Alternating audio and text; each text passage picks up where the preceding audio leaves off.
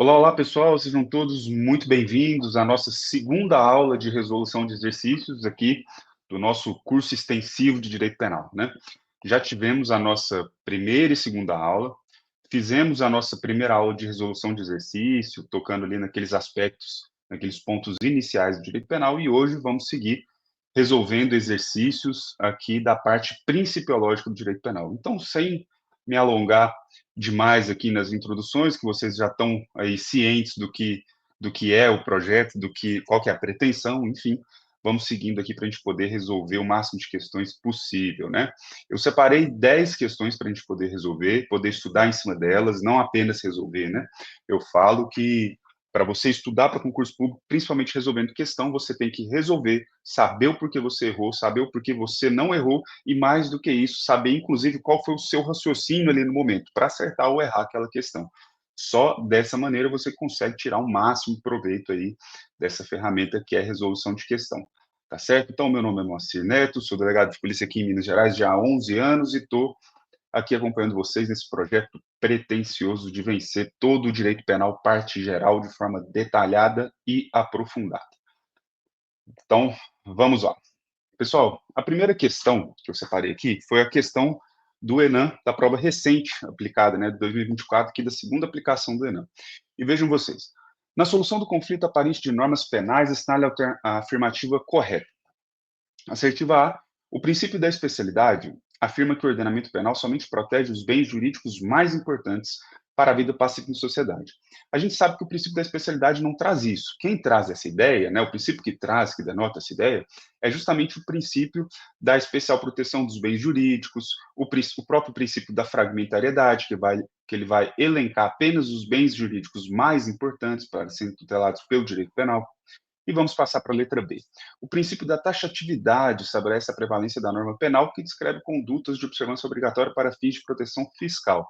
Aqui nada a ver, né, pessoal? Ele usou aqui essa tentativa de confundir o princípio da taxatividade pelo próprio nome com taxa, taxação, ideia de direito tributário, que não tem nada a ver. Alternativa C, o princípio da fungibilidade considera a equivalência entre normas penais incriminadoras, que são preponderantes em relação às normas penais permissivas ou explicativas. Na verdade, pessoal, não tem nada de preponderante entre uma norma incriminadora e uma norma permissiva.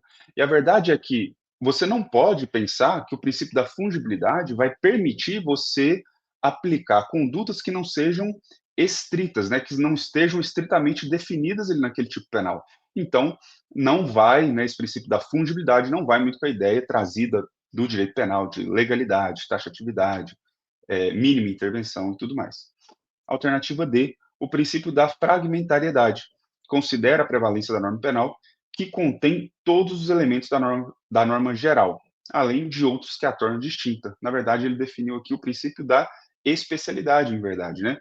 O princípio da especialidade fala o seguinte, olha, quando eu vou analisar essas duas normas, uma vai ser mais especial que a outra, porque ela vai conter os elementos especializantes. Ela vai ter todos os elementos trazidos pela norma geral e vai ter outros que vão especificar a aplicação naquele caso concreto.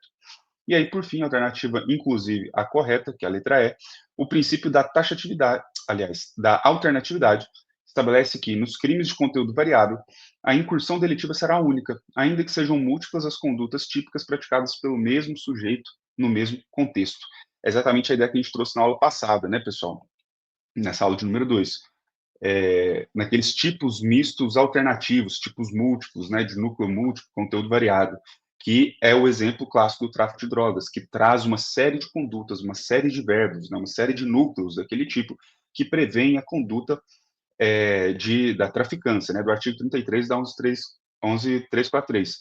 E o que acontece? Quando o indivíduo pratica mais de um núcleo, mais de uma conduta, no mesmo contexto fático, ele não responde por crimes em concurso material, concurso formal, né? Mas sim responde por crime único, graças ao princípio da alternatividade, que é a letra correta. E a gente passa sem muita demora, até mesmo porque nós vamos vencer essas 10 questões, e quero trazer uma explicação sobre algumas, né, umas mais, outras menos. Mas vamos vencendo aqui. Concurso recente do Ministério Público de Minas Gerais de 2024, concurso para promotor. E eu quero que vocês entendam aqui, pessoal, o seguinte, olha, a base principiológica, ela é de extrema importância para toda matéria, para todo indivíduo que vai se colocar ali para prestar um concurso público. Com mais razão ainda, para esses concursos de topo. Já falamos aqui, delegado, promotor, defensor, juiz, procurador, enfim, esses concursos da área jurídica.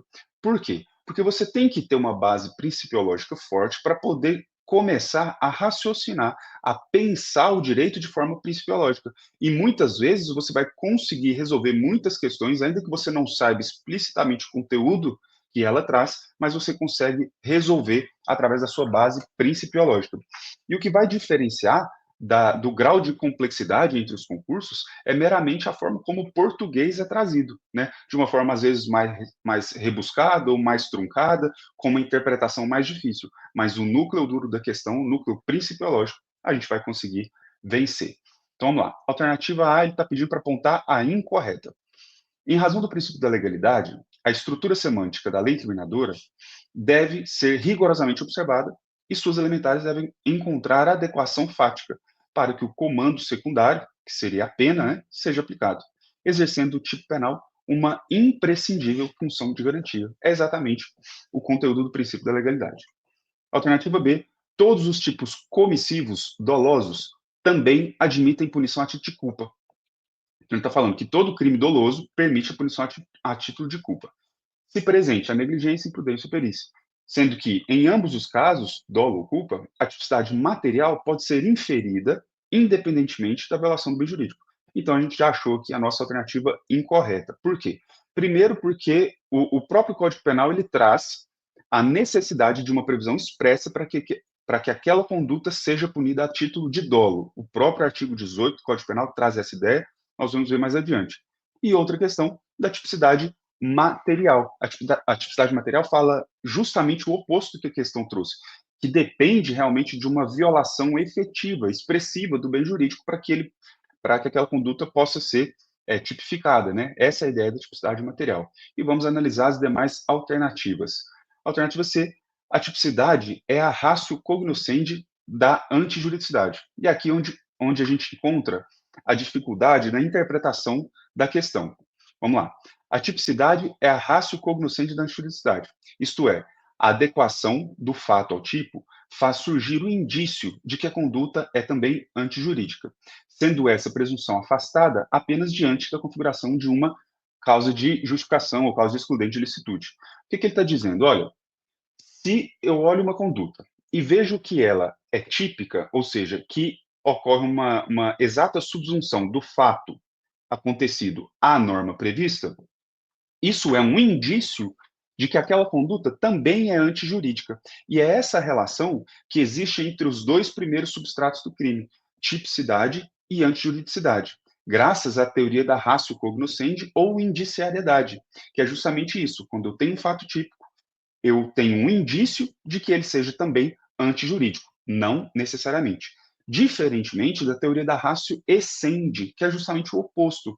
Para a teoria da ratio essendi, a tipicidade é a razão de ser da ilicitude. Até os doutrinadores chamam isso de tipo total do injusto, quando é como se analisássemos aqui, ao invés dos três elementos do crime, tipicidade, ilicitude, culpabilidade, nós analisássemos um único elemento que seria composto pela tipicidade e pela antijuridicidade, e aí então falaríamos em culpabilidade. Teoria da ratio essendi, a razão de ser. Então, um fato típico, ele vai ser típico e também antijurídico, diferentemente dessa teoria da ratio cognoscendi. Então, a assertiva traz uma ideia correta, né? A adoção justamente da tipicidade, da teoria da ratio cognoscendi, que é adotada no nosso Código Penal. Alternativa D, os elementos normativos do tipo auxiliam o legislador na tarefa de descrever o comportamento proibido, caracterizando-se por circunstâncias que não se limitam em descrever o natural, mas implicam um juízo de valor. Quando a gente falou na aula passada de norma penal em branco, nós demos um passo atrás e falamos, olha, existe a norma penal completa e a norma penal incompleta. Na norma penal incompleta, existem dois outros subtipos, que seriam a norma penal que demanda um complemento normativo e a norma penal que demanda um complemento valorativo. E aquela que demanda um complemento normativo é a norma penal em branco. E a que demanda um complemento valorativo é a norma geral, aliás, é o conceito geral, né? É um tipo aberto, que a doutrina fala, um tipo aberto. Então, quando demanda esse juízo de valor, nós temos um tipo aberto. E demos o exemplo, se eu não me engano, do artigo 154, de violação do segredo profissional. A violação do segredo profissional, ela só é uma conduta típica quando não há uma justa causa para aquela conduta. O próprio tipo penal faz essa menção. Revelar segredo profissional sem justa causa. E sem justa causa demanda não um complemento normativo, uma outra lei, um outro decreto ou uma outra portaria afirmando o que é justa causa, mas demanda um complemento valorativo, que o juiz vai analisar o caso concreto e vai valorar se aquelas circunstâncias revelam ou não uma justa causa. E, por fim, a alternativa E. Na tipicidade conglobante, o juízo de tipicidade é analisado partindo do sistema normativo, considerado em sua globalidade, sendo imprescindível verificar não apenas a subsunção da conduta ao tipo, mas também se o comportamento é antinormativo, ou seja, não determinado ou incentivado por qualquer ramo de direito. É justamente aquela ideia que a gente falou na aula passada de tipicidade conglobante do professor Zaffaroni. O professor Zaffaroni fala o seguinte, olha, quando a gente vai analisar o crime, a gente analisa a tipicidade, que é o primeiro substrato, o primeiro elemento, e da tipicidade a gente consegue desmembrar em dois outros subtipos. A tipicidade formal, que seria a mera adequação do fato à norma, né? Se cumpriu ali os requisitos. Subtrair para si ou para outrem, coisa ali é móvel. Subtrair uma caneta Bic para si, que era de uma terceira pessoa, beleza, temos aqui cumprida a formalidade, a tipicidade formal. E também a tipicidade é composta pela tipicidade formal e pela tipicidade conglobante. E a tipicidade conglobante, por sua vez, é composta pela tipicidade material, que é a relevante lesão ao bem jurídico, e pela antinormatividade, pela antinormatividade, né? O que seria entendido aqui a ideia de que a conduta, para ela ser proibida, ela não pode ser fomentada ou determinada pelo ordenamento jurídico. Aí, na aula passada, nós demos o exemplo do policial que arromba uma porta para poder cumprir um mandado de busca. Né? Vejam vocês que se a gente não adotar essa teoria da tipicidade conglobante, a gente vai excluir a ilicitude daquela conduta. A gente exclui a ilicitude. Por quê? Porque o policial está agindo no estrito exercício do dever legal. Então, ele praticou um fato típico, não vai ser punido porque está excluída a ilicitude da sua conduta. Por outro lado, quando a gente adota a teoria da tipicidade conglobante, a gente traz essa análise para um momento anterior. A gente não vai deixar para analisar se é antijurídico ou não. A gente vai excluir já na tipicidade. Por quê? Porque essa antijuridicidade ela faz parte do conceito de tipicidade. E a gente falou bastante aqui na aula passada. Tá certo? Então vamos lá. O gabarito é a letra B, como a gente já havia dito. E eu separei para vocês aqui o artigo 18, né, do Código Penal, que define ali, principalmente no seu parágrafo único, que, salvo os casos expressos em lei, ninguém pode ser punido por fato previsto como crime, senão quando o pratica dolosamente. Ou seja, a prática dolosa do crime é a regra, a culposa é a exceção que deve vir expressamente prevista em lei. E trouxe para vocês um resumo do que seria a teoria da ratio essendi e a teoria da ratio cognoscente. Vou deixar o material disponível para vocês. Vocês acessem e deixem ali um material bom para revisão, principalmente de véspera. Partimos para a questão número 3, senão a gente não consegue terminar aqui em um tempo razoável. Essa questão que foi procurador de um município de São Paulo, não foi da cidade de São Paulo, foi de um município do estado de São Paulo. Ao dispor o artigo 1º do Código Penal que não há crime sem lei anterior que o defina, não apenas sem prévia combinação legal, está se tratando dos princípios. E aí, a gente trouxe, inclusive, na nossa aula passada, que eu falei para você desses dois princípios, e eu trouxe o mesmo fundamento legal, o mesmo fundamento jurídico para embasar esses princípios, que foi justamente o princípio da reserva legal e o da anterioridade. Vejam vocês que esses dois princípios eles estão bem ligados entre si. A reserva legal ela exige que haja uma lei em estrito senso, uma lei em sentido formal, né, formal e material, para a previsão da conduta criminosa. Beleza. E o da anterioridade fala assim, olha, essa lei tem que estar prevista, tem que estar em vigor, em vigência, antes da prática da conduta. Caso contrário, você perde, inclusive, aquela capacidade de prevenir o delito. Então, o artigo 1º elenca esses dois princípios, da reserva legal e da anterioridade. Beleza? Questão número 4 aqui, analista do TRF 2024. Vejam, pessoal, só questão recente de 2024 e só questões de concurso top, né? Nós vimos aqui procurador municipal, vimos analista, a própria questão do Exame Nacional da Magistratura, Ministério Público, e vejam vocês que nós estamos conseguindo matar todas elas com a nossa aula de princípios, tá? Então, mais uma vez, se você não é inscrito aqui no canal, se inscreve, deixa o seu like, compartilha esse vídeo aqui, para a gente poder divulgar esse conteúdo para o máximo de pessoas possível, o maior número de pessoas possível. Então, um conteúdo relevante que eu tenho certeza que vai ajudar vocês. Então, se puder dar essa força aqui em se inscrever no canal, compartilhar esse vídeo, para mim já ajuda demais, pelo menos a gente até romper até o final dessa matéria. Então, vamos lá. Sobre a aplicação da lei penal, assinale a alternativa correta. Letra A. É pacífica a doutrina em admitir a retroatividade de precedente judicial, quando este for favorável, equiparando-se, nesse caso, à retroatividade da lei mais benéfica. Pessoal, primeiro, não é pacífico, tá? Não é pacífico. A jurisprudência entende que apenas aqueles precedentes de observância obrigatória, a exemplo de uma súmula vinculante, por exemplo, seriam retroativos, tá? E mesmo assim não é pacífico. Letra B. Para o STF, a complementação de norma penal em branco, por ato normativo estadual, distrital ou municipal, viola a competência privativa da União para legislar sobre direito penal, nos casos do delito previsto no 2008 do Código Penal. Pessoal, a gente viu essa questão na nossa aula passada. Eu trouxe para vocês, ao falar sobre norma penal em branco, da espécie de norma penal em branco, que é aquela que demanda um complemento normativo de instâncias federativas diversas. E dei o exemplo, inclusive, do âmbito criminal dessa seara de crimes ambientais. O Brasil, sendo um país de dimensões continentais, existem especificidades que existem na região norte que não existem na sul. Então, o tipo penal, a União vai prever um tipo geral e os estados e municípios, eventualmente, vão descer a essas especificidades de cada um. Então, não há inconstitucionalidade, não há vedação para que isso ocorra. Alternativa C, quando posteriormente à prática da conduta, o complemento de uma norma penal em branco for modificado, se for mais benéfico ao réu, deve retroagir, ainda que diante de uma situação de excepcionalidade.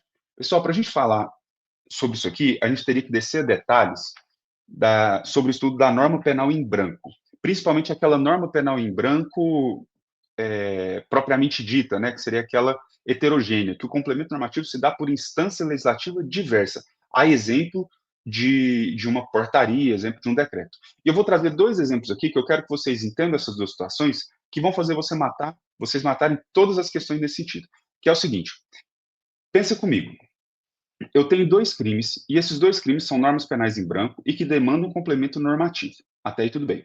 O primeiro é a lei de drogas, que fala o seguinte, olha, é proibido você vender, exportar, ter em depósito, droga. E aí tem uma portaria que define o que é droga. Então percebam vocês que a portaria está listando todas aquelas substâncias que são consideradas drogas para fim de aplicação do tipo de tráfico, do crime de tráfico. Tudo bem. Então, se eventualmente eu tenho uma outra espécie normativa, né, uma outra atividade legislativa, que retira dessa portaria uma determinada substância, vocês concordam que houve uma abolício crimes? Houve uma abolício crimes e, eventualmente, isso vai ter que retroagir aos casos que já foram, inclusive, julgados, ou, pelo menos, aqueles fatos que já foram praticados sob a égide da lei antiga. Até aí, tudo bem. Agora, o outro exemplo, vamos pegar aqui um delito contra as relações de consumo. E eu tenho aqui um crime falando que é crime você utilizar de preços abusivos em situações de emergência, e ele traz aqui uma tabela, tem uma portaria, um decreto, enfim, uma espécie normativa diversa, né, da lei, trazendo uma tabela com os preços que seriam considerados abusivos, que seriam considerados ali um patamar máximo a ser observado. Até aí tudo bem. Só que a gente sabe que com o caminhar da sociedade, né, com o caminhar do tempo, enfim, o dinheiro vai perdendo valor, até mesmo em razão da inflação, da conjuntura internacional, enfim. Então, de tempos em tempos, o poder legislativo, ou mesmo executivo, deve editar um ato para poder atualizar esses preços. Vocês concordam? E, eventualmente, pode acontecer desse preço reduzir, porque a ideia é que você mantenha essa tabela de forma atual. Então, se vem uma lei, um decreto, enfim, posterior, e que reduz aquele valor, não significa dizer que aquele indivíduo que praticou a conduta na situação anterior, ele tem que ser absolvido. Então, nesse caso, não vai retroagir. Por quê? Porque esse complemento, essa atuação legislativa que alterou esse complemento, não foi de caráter extraordinário. Foi simplesmente para atualização. Foi simplesmente para continuar mantendo. Perceberam, então, a diferença entre o primeiro e o segundo caso? E é exatamente esse item que a questão traz. Ele falou aqui, ó, deve retroagir ainda que diante de uma situação de excepcionalidade, quando na verdade não. Alternativa D, se for mais favorável ao réu, admite-se a aplicação da lei penal intermediária, considerando possuir simultaneamente as características de retroatividade e ultratividade.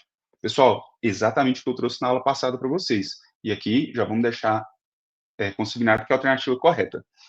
A lei penal mais benéfica, ela é dotada de extratividade, ou seja, ela é aplicada tanto retroativamente quanto ultrativamente. É por isso que quando houver uma sucessão de leis no tempo, o juiz, ao aplicar a lei penal, né, ao sentenciar, ele vai ter que se pautar pela norma mais benéfica ao acusado. E é justamente essa capacidade de andar, né, que eles falam, que a doutrina fala, tanto a fatos anteriores quanto a fatos posteriores, quando eventualmente revogada, que confere à norma penal mais benéfica essa característica da extratividade, capacidade de aplicar tanto retroativamente quanto ultrativamente. Alternativa correta, portanto. E a alternativa é: configura interpretação endofórica quando o intérprete visa elucidar o alcance e o significado da expressão veneno, valendo-se de termos que não estão presentes no ordenamento jurídico. Pessoal, você pode até não saber o que é interpretação endofórica e o que é interpretação exofórica, mas pelo próprio sufixo, pelo próprio prefixo da palavra, endo vem de interior, diferente de exo, que é de exterior. Então, a endofórica, você teria que buscar esses significados dentro do ordenamento jurídico, diferente da exofórica, que você procuraria fora. Então, ele fez aqui uma confusão entre essas duas formas de interpretação, beleza? Vamos lá, pessoal. Questão número 5 caiu no concurso de analista do CNJ de 2024. Ele pediu para você julgar a assertiva. Considerando as disposições do Código Penal a respeito de retroatividade da lei penal e de prescrição, né? Julgue o item que se segue.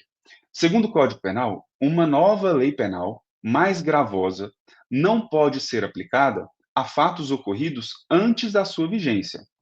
Até aí, tudo bem, né? Em contrapartida, uma lei penal mais benéfica pode retroagir para beneficiar o réu, salvo se este já tiver sido condenado por sentença definitiva. E a gente sabe que não, né, pessoal? A gente sabe que ainda que ele tenha sido condenado com sentença condenatória transitada em julgado, a lei penal mais benéfica ela vai se aplicar àquele indivíduo. Portanto, assertiva errada, né? Errada, falsa. Questão número 6. No que diz respeito à hermenêutica é a interpretação, né, da lei. Em teoria, a aplicação de norma incriminadora para punir conduta não expressamente prevista em lei configura, e ele traz aqui as assertivas. Eu quero que vocês fiquem atentos, pessoal, a um detalhe que faz toda a diferença na resolução dessa questão. Ele fala na aplicação de norma incriminadora. Beleza.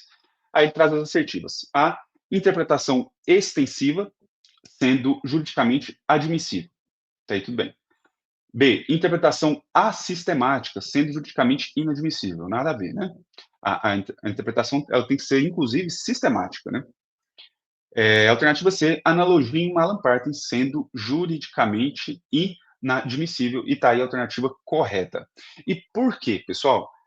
você tem que ficar atento à seguinte questão: o enunciado trouxe aplicação de norma incriminadora, ou seja, para uma conduta que não era expressamente prevista. Então, você não tem a lei para aquele caso concreto e vai aplicar uma lei distinta, né, uma lei distinta que regula um outro caso, porém semelhante.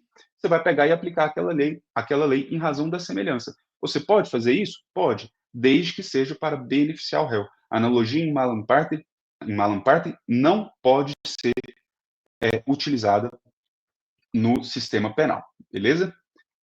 E foi uma questão de analista, né, da Câmara dos Deputados agora de 2024.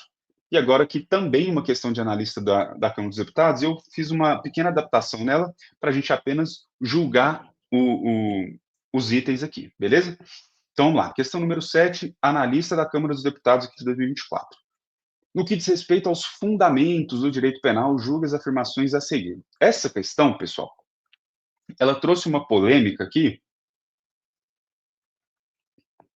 que a gente vai usar ela, inclusive, para poder estudar um pouco, para poder desenvolver um pouco o conteúdo. Então vamos lá. Primeira assertiva, item número 1. Não há medida de segurança sem prévia combinação legal. Até aí, certo. Ok, né? Nós vimos na aula passada que o artigo 1º do Código Penal traz: não há lei, aliás, não há crime sem lei anterior que o defina, não há pena sem prévia combinação legal. E aí eu falei para vocês: olha, quando vocês forem ler esse artigo, vocês têm que ler o seguinte: ler da seguinte forma: não há crime ou contravenção sem lei anterior que o defina, não há pena nem medida de segurança sem prévia combinação legal, né? Você pode, aqui eu trouxe a redação pelas espécies, você pode adaptar pelo gênero, né? Ao invés de falar não há crime sem lei anterior que o defina, você vai falar não há infração penal sem lei anterior que o defina. Afinal de contas, infração penal é gênero, dos quais são espécie pena, aliás, dos quais são espécie crime e contravenção. E da mesma forma, não há sanção penal. Sanção penal, gênero, pena, medida de segurança, espécies. Então, alternativa correta. Item correto. Segundo item, ao crime cometido no território nacional, sempre será aplicável em caráter exclusivo a lei brasileira. Pessoal, tome bastante cuidado quando a questão, o item assertiva, trouxer as palavras sempre, nunca, todo, toda vez, enfim. Isso aí é a cara de item errado e é justamente o que é errado. Esse item é errado. Por quê? Em regra, vai ser aplicado a lei penal brasileira aos crimes cometidos no território, certo? Mas o próprio Código Penal faz a ressalva quanto à existência de tratados, convenções de direito internacional. Então, não é sempre. Vamos passar para o item número 3, que é o de maior discussão aqui, onde a gente vai se alongar um pouco mais. Olha, ele fala o seguinte: a abolício crimes pode ser instituída por medida provisória. Aí você pensa. Tem duas formas de você pensar essa questão. Olha, tem um artigo na Constituição, artigo 62, parágrafo único, que fala o seguinte: tem determinados temas que não podem ser tratados por medida provisória. A exemplo de direito eleitoral e direito processual e Código Penal, direito penal é uma delas. Então, se não pode existir medida provisória, né, segundo a redação da própria Constituição, medida provisória não pode tratar sobre essas matérias, uma medida provisória não pode instituir um abolício crimes, né? E aqui, pessoal, partindo já do pressuposto que vocês já sabem o que é abolício crimes, porque vocês viram a primeira e segunda aula, né? Abolício crimes é quando vem uma lei e deixa de prever uma determinada conduta como crime. Até aí tudo bem. Por outro lado, você pode entender, olha, existe uma expressa previsão constitucional, ok, mas também a gente viu que o STF já se debruçou sobre esse assunto e já bateu o martelo, falou assim, olha, você pode ter uma medida provisória que versa sobre o direito penal, desde que seja uma medida provisória que traga uma matéria não incriminadora. E abolício crimes é uma questão não incriminadora. Então, logo, poderia. E aí você fica nessa dúvida. Mas e aí? Eu aplico o que está previsto expressamente na Constituição, ou eu aplico o entendimento do STF? Pessoal, isso é muito difícil. Isso aí, essas decisões, por dizer assim, na hora da sua prova, você só vai conseguir raciocinar lá no momento da hora de sua prova. E você só ganha essa malícia com experiência de prova, sabendo eventualmente o que, que o examinador quer. Porque eu vou falar por vocês, se eu estivesse resolvendo essa prova, em questões passadas, né, em questões dessa prova, eu estou lá resolvendo, e aí ele sempre fala assim, em alguma questão, segundo entendimento do STF, segundo entendimento do STJ, aí eu já vou ficar atento e pensar, olha, quando ele não traz na questão, no enunciado, segundo entendimento de tal tribunal, eu vou já me pautar numa interpretação mais restritiva, numa interpretação mais literal, por assim dizer. Então, eu iria na Constituição e colocaria essa alternativa como errada. Por outro lado, se viesse ali no enunciado, segundo o entendimento do STF, aí eu já iria pelo entendimento jurisprudencial. E, pessoal, não adianta ficar com raiva de mim, tá? Não adianta ficar nervoso comigo porque eu trouxe essa questão, porque a ideia é justamente essa, pessoal. Eu quero que vocês aqui, vocês se deparem com essas situações e vocês pensem o que vocês fariam na hora. A gente tem já que se antever, a gente já tem já que antever esse tipo de situação e o que a gente faria na hora, beleza? A prova, eu até coloquei no gabarito aqui VOF, né? Mas a prova trouxe essa questão como errada, tá? A prova trouxe essa questão como errada. Agora, claro, tanto como errada ou como certa, caberia um recurso, né? Pelo que eu vi, essa questão não mudaram o gabarito. Então, realmente, o gabarito definitivo foi errada, né? Falsa. Mas vocês entenderam o que é a questão, né? Então, vamos lá, vamos seguindo. Trouxe para vocês aqui a redação do artigo 1º e do artigo 5º do Código Penal, que ajudam a gente a pensar a resolução dessa questão, e o 62, parágrafo 1º da própria Constituição, que fala dessa vedação da edição de normas provisórias sobre matéria de direito penal. Beleza, vamos seguindo então a questão número 8, também de análise da Câmara dos Deputados de 2024. A diretriz segundo a qual as regras penais gerais se aplicam aos fatos incriminados por norma especial, exceto se esta dispuser de modo diverso, retrata o princípio, e aqui a gente já viu, da especialidade. Princípio da proteção do bem jurídico, né, que para o direito penal ele serve para proteger bens jurídicos, ele não serve para proteger ideias, não serve para proteger ideologias, nem nada, serve para proteger bens jurídicos. Princípio da taxatividade, a lei penal deve ser escrita, estrita, certa e necessária, vimos na aula passada. Princípio da proporcionalidade, pessoal, proporcionalidade e razoabilidade, tem doutrinadores que tratam como sinônimos. Vamos adotar aqui como sinônimos a ideia de proporcionalidade, razoabilidade. Esse princípio, muitos falam que é um sobre-princípio, que é um princípio de interpretação, né? Sobre, está acima. Por quê? Porque você vai utilizar essa ideia de proporcionalidade para, inclusive, resolver conflitos entre princípios. A gente deu um exemplo, né, na aula passada, quando a gente falou de interceptações telefônicas, né? Mas a ideia é basicamente essa. Princípio da especialidade a gente já falou. Razoabilidade vamos entender como sinônimo de proporcionalidade. Se a gente for estudar mais a fundo, pessoal, a gente sabe que tem uma diferenciação entre proporcionalidade e razoabilidade, inclusive de origem, né? Proporcionalidade vem do direito alemão e a razoabilidade vem do direito norte-americano. Mas as ideias, em linhas gerais, são as mesmas, mas existem diferenças substanciais, tá? Vamos lá, pessoal, questão número 9, também do ENAM, Exame Nacional da Magistratura, e foi a reaplicação em 2024, aquele problema que deu lá no Amazonas, se não me engano, né? Então, vamos lá.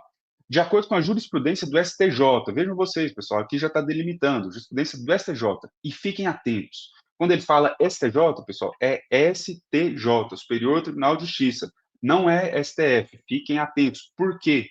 Porque existem pontos, existem determinadas matérias que o STJ trata de maneira diversa do STF, e nós vamos, inclusive, nessa questão. Então, vamos lá. Letra A. Jaci, primária, subtraiu um fardo de cervejas avaliado em R$ 40. Ao sofrer a resistência da vítima, Jaci empregou violência para manutenção da posse da res furtiva. Então, ele quer aqui, eu até esqueci de ler aqui, terminar de ler o enunciado, né? Assinar a opção que indique hipótese em que se pode aplicar o princípio da insignificância. Então, letra A a gente já corta, por quê? Porque houve emprego de violência. Tendo emprego de violência, a gente afasta a possibilidade de aplicação do princípio da insignificância. Letra B, Arthur, servidor público primário, subtraiu fone de ouvido que pertencia à repartição pública em que trabalhava, avaliado em R$ 50, do qual teve posse em razão de sua função. E aí, pode ou não pode? Vamos deixar essa para analisar essa aqui daqui a pouquinho. Letra C, Michele, empresária primária, iludiu o pagamento de imposto de importação, imposto federal, no valor de R$ 19.000 do exterior, mercadorias que seriam revendidas no Brasil. Pessoal, pode aplicação do princípio da insignificância? Pode. Por quê? Porque a gente viu também na aula passada, pessoal, jurisprudência, simulado inclusive, de que esse limite para o reconhecimento do princípio da insignificância para os crimes tributários, crimes ali que envolvam, né, sonegação de impostos e tudo mais, é o limite de R$ 20.000. Então, a questão foi, inclusive, enfática em trazer um limite inferior de R$ 19.000, possível, então, o reconhecimento do princípio da insignificância. Letra D, Gustavo, reincidente específico em delitos de furto, ou seja, reincidência específica, ele pratica reiteradamente os furtos, já foi, inclusive, condenado com trânsito em julgado. Subtraiu R$ 300, mais de 10% do valor do salário mínimo, em carnes de um pequeno mercado, mediante rompimento de obstáculo. Vejam vocês, pessoal, além de ser reincidente, ele praticou o furto qualificado, com rompimento de obstáculo. Então, a gente vai ver que, nesse caso, pelo menos em tese, não preenche os requisitos ali que o STF e o STJ trazem para reconhecimento, para aplicação do princípio da insignificância. Mas eu quero que vocês fiquem atentos, porque, pessoal, cada vez mais o princípio da insignificância ele está sendo analisado e estudado, né, pelos tribunais superiores de forma casuística. Então, já existem jurisprudências, já existem julgados em que se admite a aplicação do princípio da insignificância, ainda que para réu reincidente. Existe o reconhecimento, ainda que para a prática de furto qualificado, tá? Então, tem que ficar bem atento, porque vai depender muito da forma como o enunciado traz a questão. E muitas vezes você vai ter que escolher entre duas alternativas aquela que está mais correta, tá, pessoal? E a letra E, e essa aqui é muito interessante, eu até não tinha resolvido essa questão, essa prova, e até então eu achava que essa questão não havia sido cobrada. Eu comentei com vocês na aula passada, né? Raíssa Primária internalizou 2.000 maços de cigarros fabricados no Paraguai, produto de venda proibido no Brasil. Enfim, deixa eu só colocar aqui para você, porque está tampando aqui um pedaço da questão. Revenda proibida no Brasil, cuja carga foi avaliada em R$ 8.000. Beleza, pessoal. Como eu disse para vocês, até pouco tempo atrás, não se admitia, em 2021, salvo engano, não se admitia a aplicação do princípio da insignificância para o crime de contrabando, que é justamente esse caso aqui da letra E. Admitia-se apenas para o crime de descaminho e tinha aquele limite de R$ 20.000. Só que, recentemente, o STF reconheceu, o STF e o STJ reconheceram, no ano de 2021, a possibilidade de se aplicar, né, de se reconhecer o princípio da insignificância também para o crime de contrabando, de cigarros especificamente, que foi o que trouxe o julgado, desde que não ultrapasse 1.000 maços de cigarro, tá? Então, nesse caso, como ultrapassou, foram 2.000 maços de cigarro, não é possível aplicação do princípio da insignificância nesse caso. Agora, então, a alternativa correta, nós vimos aqui a letra C. E agora, eu deixei para falar com vocês aqui sobre a letra B depois, por quê? Pessoal, princípio da insignificância nos crimes contra a administração pública. Pode ser reconhecido, né? Pode ser reconhecido o princípio da insignificância nesses crimes contra a administração pública. No caso específico aqui, o Arthur subtraiu um fone de ouvido, sei lá, um fone de ouvido, custava R$ 10, R$ 20. Pode ser reconhecido? Aí que tá. Aí STJ e STF divergem. O STJ não admite. Ele não admite a aplicação do princípio da insignificância para os crimes contra a administração. E ele justifica, falando que os crimes contra a administração, eles atingem um bem maior, um bem jurídico muito mais relevante do que, por exemplo, o patrimônio particular. Então, não pode ser reconhecido o princípio da insignificância, pelo menos não de acordo com o STJ. Ao contrário do STF. O STF permite o reconhecimento do princípio da insignificância, ainda que nos crimes contra a administração pública. E eu fiz questão de deixar gravado aqui para vocês essa advertência quanto ao entendimento distinto do STF e STJ e os requisitos para aplicação do princípio de significância segundo os tribunais superiores. Vimos, inclusive, na aula passada, mínima ofensividade da conduta, nenhuma periculosidade social, reduzido grau de reprovabilidade, inexpressiva lesão, tá? Então, fiquem atentos. E, por fim, questão número 10, foi aqui da UniRV, lá de Goiás, meu estado querido, diga-se de passagem, inclusive, eu que sou natural de Goiânia, já estou em Minas aqui já há 11 anos, me sinto mineiro, como pão de queijo, tomo café, e aqui em casa não fica um dia sem queijo, queijo meia cura, inclusive. Então, vamos lá, pessoal, vamos seguindo a nossa última questão. Fonte do direito penal é de onde provém. Falamos também de fonte na nossa última aula. De onde se origina a lei penal. As fontes do direito penal podem ser materiais, ou substanciais, ou de produção, e podem ser fontes formais, ou de conhecimento, ou de cognição. Aí ele fala aqui, são consideradas fontes material e formal, respectivamente, material e formal. Pessoal, na aula passada a gente viu qual que é a única fonte material de direito penal? A União. Por quê? Porque fonte material é o órgão responsável pela edição das normas penais. E aí, em regra, o próprio artigo 22, inciso 1º da Constituição Federal fala que é competência privativa da União legislar sobre direito penal. Lembrando, claro, do parágrafo único que fala, olha, lei complementar pode autorizar os estados a legislarem sobre essas questões, né, sobre essas matérias, desde que para regulamentar, para complementar questões específicas. E aí trouxemos os casos ali da legislação ambiental também como exemplo. Então, única fonte material, União. E a fonte formal aqui que ele traz respectivamente é a lei alternativa correta, letra B. Tá certo? E aí, só para a gente finalizar, a gente viu também na aula passada, sugiro se você não assistiu o vídeo da nossa segunda aula, da aula de número 2, nós falamos, o primeiro tema da nossa aula foi exatamente fontes. Lá nós falamos, olha, é o seguinte, quando a gente fala de fonte de direito penal, a gente divide em fonte material e fonte formal. E na fonte formal, quando a gente vai estudar, a gente tem uma interpretação da doutrina tradicional, que fala que a única fonte imediata é a lei, e fonte mediata seriam os costumes, princípios gerais do direito, e uma interpretação da doutrina mais moderna, que ela fala o seguinte, olha, até em razão daqueles movimentos neoconstitucionalistas, força normativa dos princípios, ele fala o seguinte, olha, não senhor, fonte formal imediata não é somente a lei, é a lei, a Constituição, são os princípios, tratados internacionais de direitos humanos, por exemplo. Então, uma interpretação muito mais ampliativa do que seriam essas fontes formais imediatas. E as fontes formais imediatas seriam a doutrina, que seriam aqueles que são responsáveis por estudar a ciência dogmática do direito penal. E aí é, de fato, também uma fonte formal do direito, mas uma fonte formal mediata, né?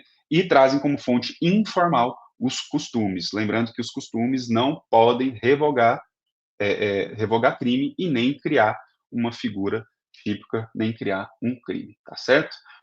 E aqui, pessoal, já batendo 42 minutos, as nossas aulas aqui de resolução de questão não podem passar de 45 minutos, porque senão vocês não assistem, não têm paciência para ficar me ouvindo falar aqui mais do que 45 minutos, tá certo? Pessoal, deixo aqui novamente o meu Instagram, o meu e-mail. Convido a todos vocês que não conhecem o meu Instagram a me seguir.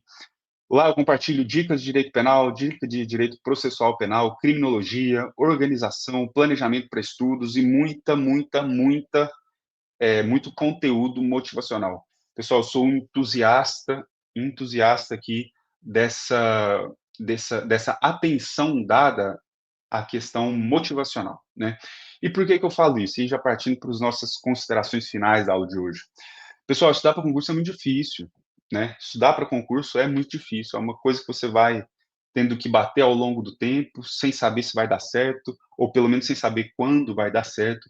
E é por isso que a gente precisa sempre se manter motivado. Lógico, nós vamos passar, né, por esses altos e baixos da vida, que é a coisa mais natural do mundo, mas se tem uma coisa que eu aprendi, inclusive lendo um livro, acho que esse livro está até aqui, inclusive, eu sempre deixo ele muito perto, está aqui, inclusive. Um livro que chama Picos e Vales, pessoal. Vou trazer aqui para vocês, inclusive. O livro chama Picos e Vales. Uma coisa que eu aprendi e uma ideia que eu tirei, né, desse livro, e levo para a vida inteira, que é o seguinte. Na vida você vai passar por picos e vales, por altos e baixos. O que vai determinar se você vai ter uma vida boa, se você vai ter uma vida produtiva, se você vai ter uma vida proveitosa, exitosa, é se você souber aproveitar ao máximo esses picos e souber prolongar ao máximo esses picos, para você se manter mais ali, né, em cima. E ao mesmo tempo também, quando você chegar no vale, que é aquela baixa, né, da vida, você saber o que que você tem que fazer para sair daquele vale o mais rápido possível. Então, o pico, a felicidade, a coisa boa, ela não é duradoura, não é uma coisa que dura para sempre. Então, saiba aproveitar e saiba manter as boas práticas que te faz ficar ali naquele lugar pelo maior tempo possível. Por outro lado, da mesma forma, os vales, os pontos negativos, as baixas, né? Elas também não são duradouras, elas não são para a vida inteira. Então, saiba entender, inclusive, essa temporalidade das coisas e saber o que que você tem que fazer.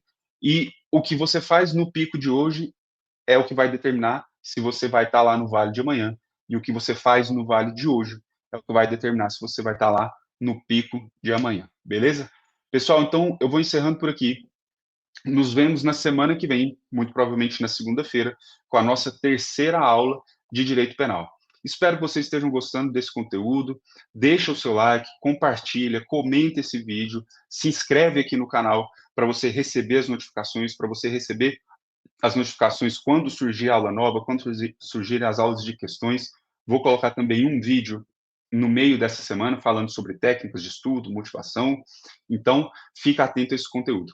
Espero encontrá-los na próxima aula, espero encontrá-los aqui provavelmente na segunda-feira.